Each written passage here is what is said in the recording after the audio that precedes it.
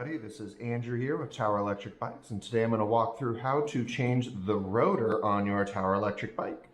As you ride, the brake pads, they do close onto this metal surface, so over time this will get a bit thinner, and obviously if you have a thin braking surface, that can be unsafe as, it doesn't have the same structural stability it previously had.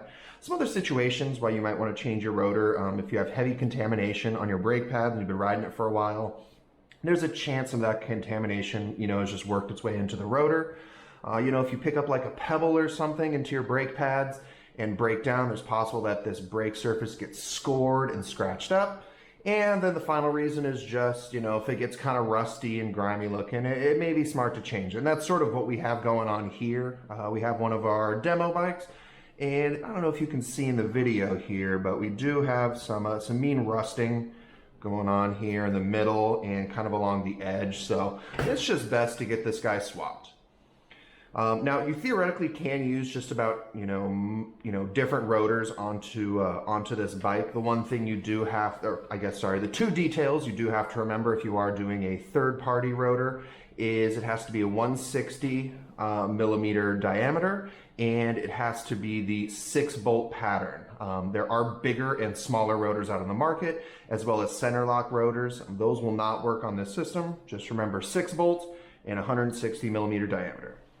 So the only tool you will really need for this is a T25 Torx head wrench here. So without further ado, I will get to it.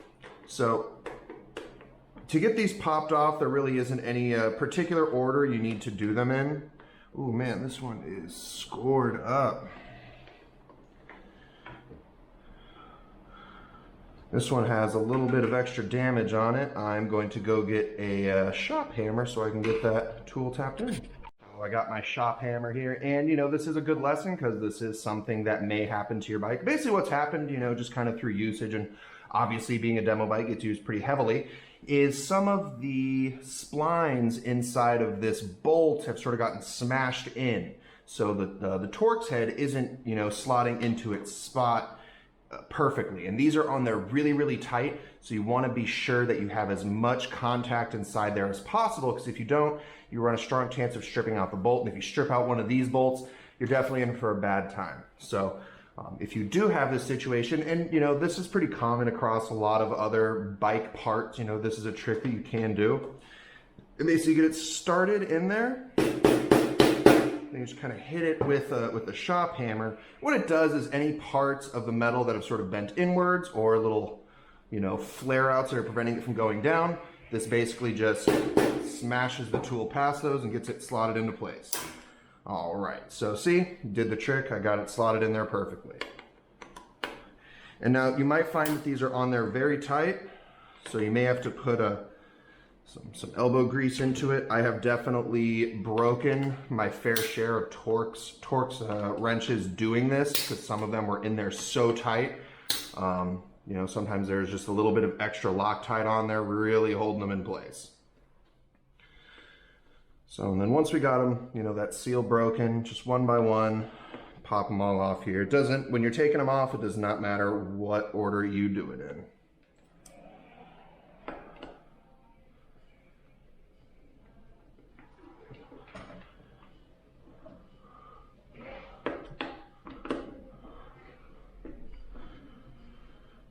And I've even had it sometimes where they were so heavy on, so tight on there that when I broke the seal, there was even a little smoke that came out just due to the heat from it breaking. So, do not be surprised if they are on there very tightly.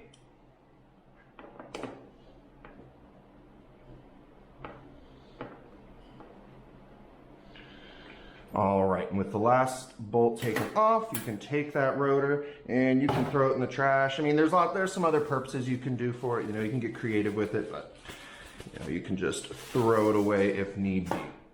Now, one of the things you definitely want to pay attention to when you're installing the rotor is if you look, you'll see these arrows. Those are the rotational arrows, and it shows the correct orientation for this. So if you remember, the wheel's going to spin this way.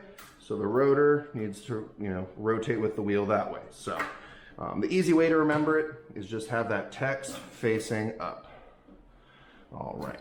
And then now that we have that all lined up, I'm just gonna start getting these bolts threaded in.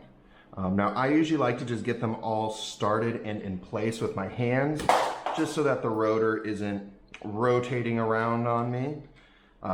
You know, because obviously it's not held on there super tight right now. And even just getting those two across holds it in place, but I like to start all of these just a little bit by hand.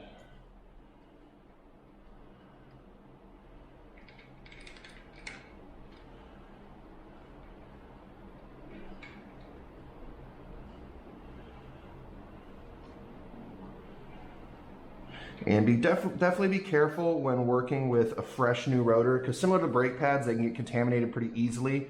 If you're on a workstation that's extra grimy or covered in different lubes or greases or whatever. So just actually be careful. That you notice I had it in this little clean bag. You know, if you want to set it on a clean paper towel or something, that's also handy. Just be extra careful with it to not get any contamination on there. So now that I have all these started, I'm just going to drive them in so they get a little bit of contact with the rotor itself. Now what you want to do when you do these 6 bolts is you want to do it in a star pattern so that you're getting even tension all the way around. So if I started with this one, next one I'm going to do is directly across from it. And again, this right now I'm not like tightening down, I'm just getting them a little bit further drilled in. So now I go from here, I go to here.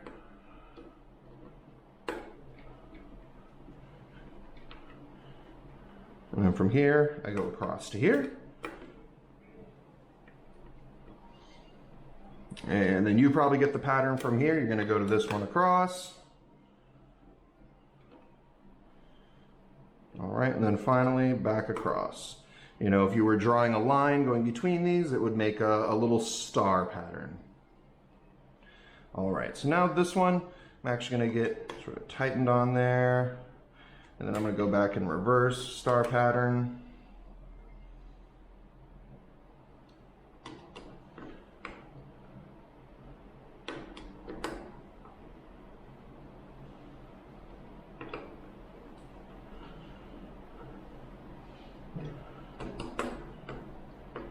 All right, and now I'm going to go back one last time and make sure these are all really tight down. And remember again, you always want to follow that star pattern on here.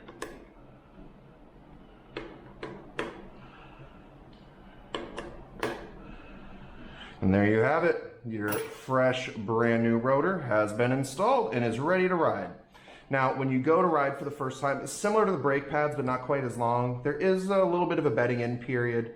You know, there's obviously a little bit of a factory coating on here. Just the first few times you ride, just feather the brakes a little bit. Don't just white knuckle it immediately. But even on the first ride, you'll feel them start to bite more and more. So thanks for joining.